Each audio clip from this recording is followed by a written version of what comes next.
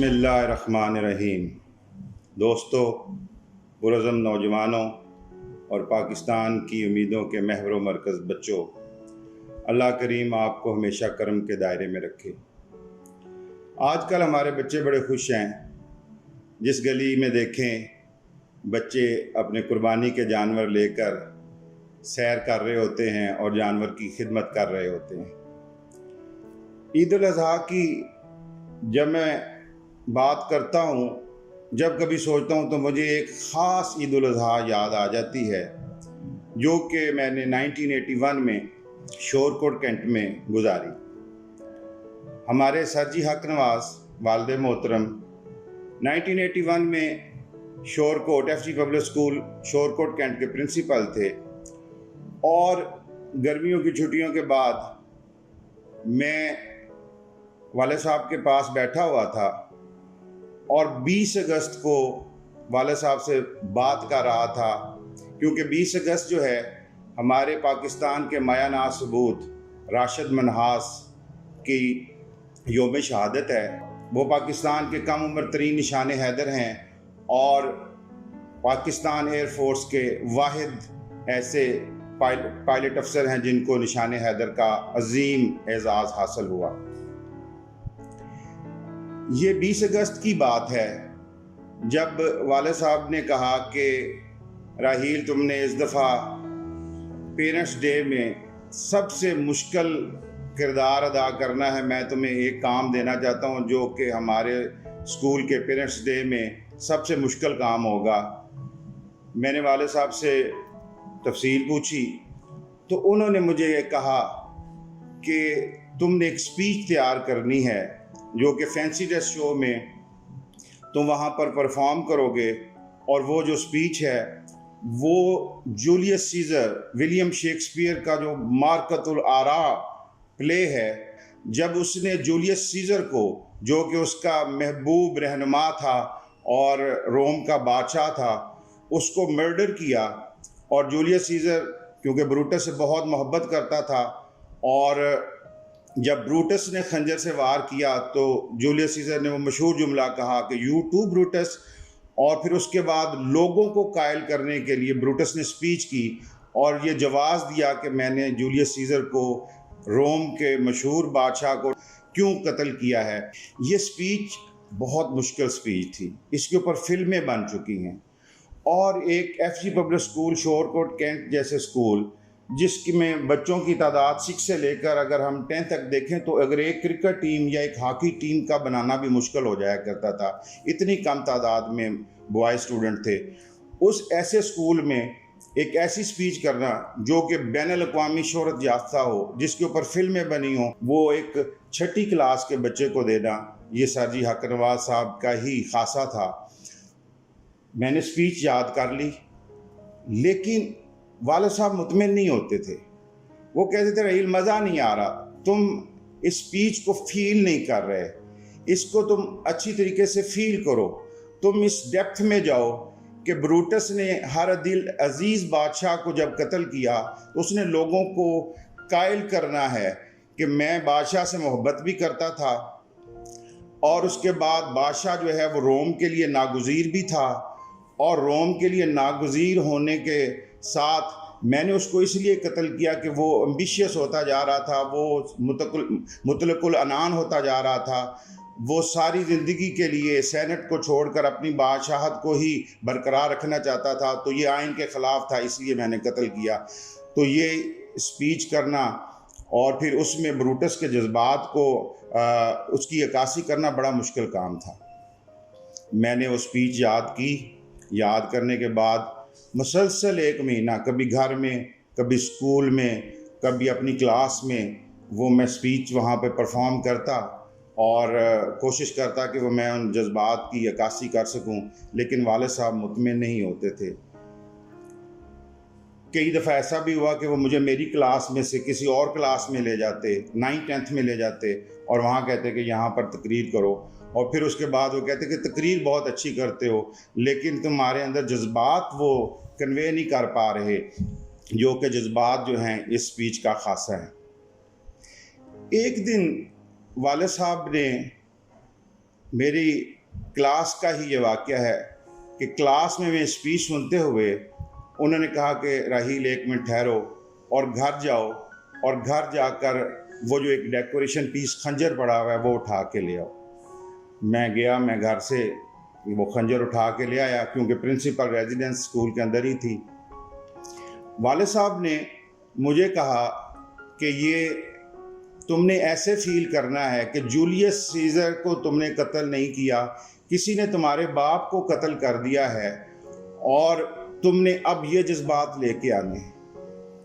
मैं वहाँ पर खड़ा देख रहा था। मुझे अच्छी तरह याद है, हमारी क्लास में एक लड़का होता था सलीम, जो कि गांव अरोती से आता था, कद उसका क्लास में सबसे लंबा था।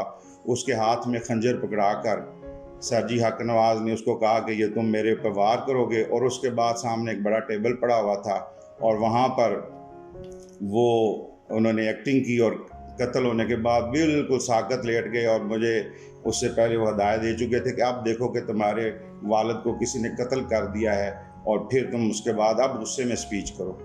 मैंने वो स्पीच की तो पहली दफ़ा मैंने वो फील किया, मैंने शदीद गुस्से में और शदीद नफ़रत का इजहार, जो भी उस स्पीच का खासा था उसके मुताबिक मैंने वो तकरीर की, और फिर वाले साहब ने मुझे ओके किया।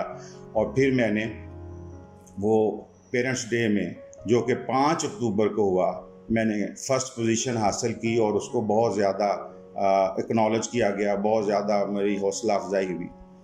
मैं आपको उस स्पीच का एक ऐसा ही एक टुकड़ा सुनाता हूँ, क्योंकि मैं ये बताना चाहता हूँ कि सर जी हक नवाज कैसे रंगसाज थे, और उनके चढ़ाए हुए रंग 42 साल गुजरने के बाद भी अभी मध्यम नहीं पड़े, हालांकि बहुत सारा अरसा गुजर चुका है। तो ये मैं एक छोटा सा टुकड़ा आपको स्पीच में से सुनाता हूँ। As Caesar loved me, I weep for him. As he was fortunate, I rejoice at him. As he was valiant, I honor him. But as he was ambitious, I slew him. There is tears for his love, joy for his fortune, honor for his valor, and death for his ambition. तो दोस्तों साहिबों, आपने ये देखा कि एक छोटे से टुकड़े में वो कैसे इस बात के ऊपर उसकी आवाज़ में लर्जिश भी आती है ब्रूटस के कि मैंने मोहब्बत करता था, तो मैंने जो है मैं बड़ा दुखी हूँ, लेकिन क्योंकि वो एम्बिशियस था और मुल्क के लिए अच्छा नहीं था तो मैंने उसको कत्ल कर दिया। इस वाक़े ने और सर जी हक नवाज के उस तरह टेबल पर लेट कर कत्ल होने के उस वाक़े ने मेरे अंदर जो है वाक़यात को देखने का तासुर बदल दिया। मैं चीज़ों को गहराई में जाकर देखने लग पड़ा। फिर जब मुझे एक्नॉलेजमेंट मिली और फिर मेरी फर्स्ट पोजीशन आई, तो उस दिन मुझे वाले साहब ने कहा कि हाँ, अब तुम मुझसे वो राशिद मिन्हास की बात करो जो उस दिन तुम बात कर रहे थे जिस दिन मैंने स्पीच की थी, तो क्या वाक़या है। तो मैंने वाले साहब को जब वो वाक़या सुनाया तो उन्होंने कहा कि अब तुम फील कर रहे हो। मेरे लिए वो वाक़या ये नहीं था कि 32 किलोमीटर दूर पाकिस्तान की सरहद से पहले एक नौजवान अफसर ने ये फ़ैसला किया, 20 साल के नौजवान अफसर ने ये फ़ैसला किया कि मैंने ये पाकिस्तान के अहम राज इंडिया जाने नहीं देने, और उस नौजवान अफसर ने वहाँ पर त्यारे पे कंट्रोल करके वो गद्दार मतीउर रहमान जो कि उनके इंस्ट्रक्टर थे, त्यारे का उनसे कंट्रोल छीन कर त्यारे का रुख जो है वो ज़मीन की तरफ किया, और फिर उसके बाद जो है वो वहाँ पर शहादत का रुतबा जो है वो उससे सरफराज हुआ। मैं ये सोच रहा था कि राशिद मिन्हास से मोहब्बत करने वाले उनके रिश्ते थे, उनकी मोहब्बत करने वाली माँ थी, उनके शफीक वालिद थे, उनकी मंगेतर थी, उनके भांजे भांजियाँ भतीजे भतीजियाँ थी। वो उन सब को उस लम्हे में छोड़ रहे थे। उनकी खूबसूरत जवानी थी जो कि 22 बहारों में पला हुआ जिस्म था। इब्न इंशा ने एक खूबसूरत दोड़ा लिखा है कि गाफ गबरू है कि 22 बहारों में पले, लाम लाशा है कि 2 दिन के अंदर सड़ जाए। वो फील कर रहे थे कि ये जो मेरा खूबसूरत जिस्म है ये 1 मिनट के बाद कीमा कीमा हो जाएगा और फिर उसको आग लग जाएगी, लेकिन उन्होंने अपने मुल्क की खातिर कुर्बानी देते हुए किसी चीज़ की परवाह नहीं की और मुल्क की खातिर अपनी जान कुर्बान कर दी। तो जो वो जूलियस सीजर की स्पीच का वो जो वाक़या मैंने आपको सुनाया, उसने मेरे सोचने का अंदाज़ बदल दिया। 5 अक्टूबर को पेरेंट्स डे हुआ और 10 अक्टूबर या 9 अक्टूबर को मुझे याद है कि ईद उल अज़हा थी। मेरी आदत थी, मैं सर जी हक नवाज साहब के पास बैठ जाता था और उनसे जो भी कोई इवेंट होता था उसके ऊपर बहस किया करता था, डिस्कस किया करते थे। तो वालिद साहब ने मुझसे पूछा कि हाँ, ये वाक़या क्या है, ये जो शायर इस्लाम है हम कुर्बानी करते हैं। तो मैंने जलीलुल कद्र वालिद हज़रत इब्राहीम अलैहिस्सलाम का वाक़या सुनाया। मैंने कहा ऐसे उनको ख्वाब आया और फिर उसके बाद उन्होंने अपने बेटे को ये बताया कि बेटा मैंने अल्लाह के हुक्म के मुताबिक तुम्हें ज़िबा करना है।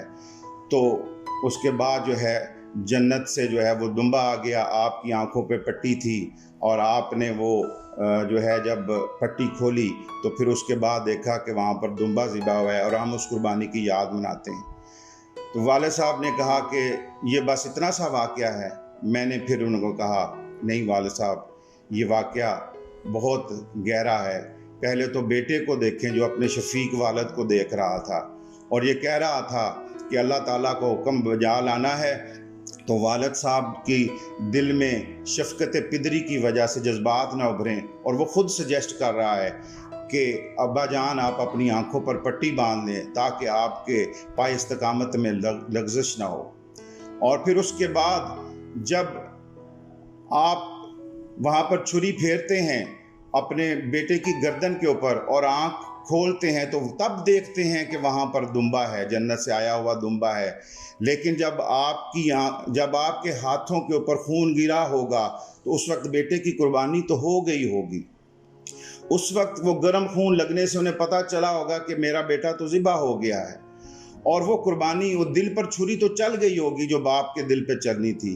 वो इतने बड़े इम्तिहान से किस इस्तकामत के साथ जो है वो सुरखरू हुए और अल्लाह ताला की नज़रों में वो वाक़या इतना ज़्यादा पसंदीदा हुआ कि आज तक हम इस कुर्बानी की याद मनाते हैं।